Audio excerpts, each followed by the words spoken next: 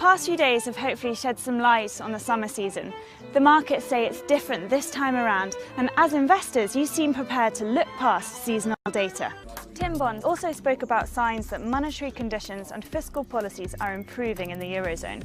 However, this was in opposition to John Halsman, who thinks that Europe is a disaster.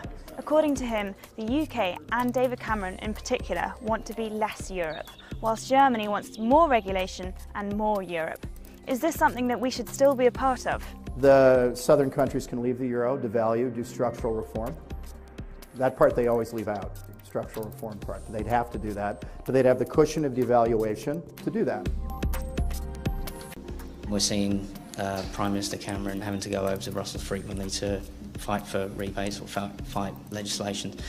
So I think if right now for British people given the choice, I think British voters would want to come out of the EU.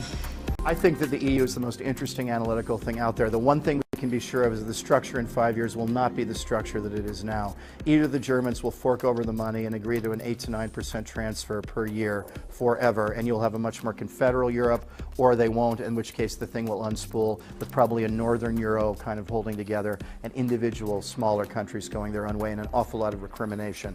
I'd have to say negatively, if I were a betting man, I'd assume the latter, and that we're going to have an awful lot of damage control to deal with in Europe.